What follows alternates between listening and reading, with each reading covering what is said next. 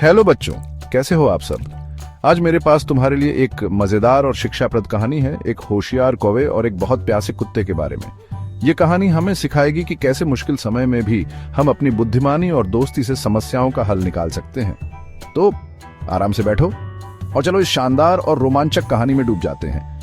एक समय की बात है, एक छोटे से गांव में टॉमी नाम का एक कुत्ता रहता था। टॉमी बहुत प्यासा था और उसे कहीं भी पानी नहीं मिल रहा था।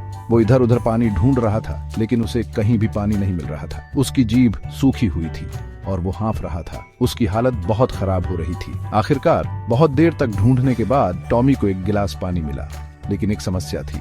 गिलास एक ऊंची जगह पर रखा था जहां उसकी पहुंच नहीं थी। टॉमी ने सोचा, अब मैं क्या करूं? टॉमी ने कूदने की कोशिश की, लेकिन वो उस तक नहीं पहुंच पाया। उसने कई बार कोशिश की, लेकिन हर बार असफल रहा। अरे बाप रे, अब वो क्या करेगा? उसकी चिंता बढ़ती जा रही थी। तभी कालिया नाम का एक होशियार कौवा उड़ता हुआ आया।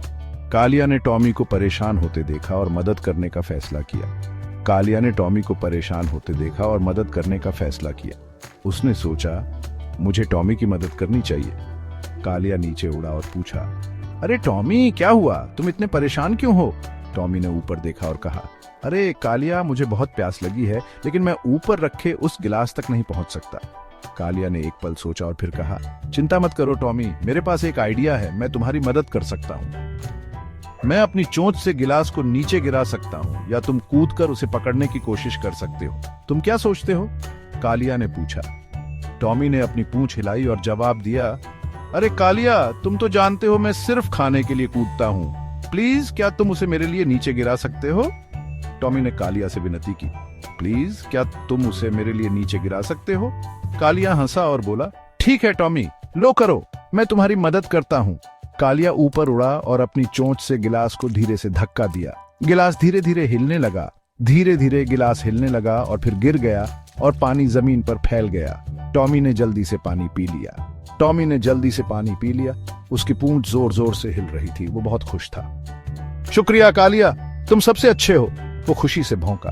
टॉमी ने कालिया का धन्यवाद किया। कालिया मुस्कुराया और कहा, कभी भी टॉमी, दोस्ती में मदद करना सबसे अच्छा होता है।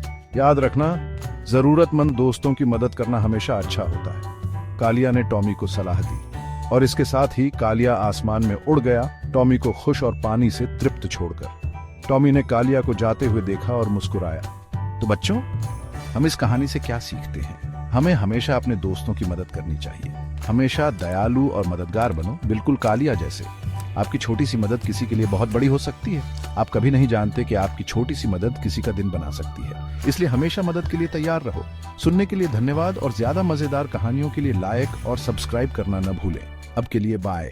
फिर मिलेंगे एक नई कहानी के साथ।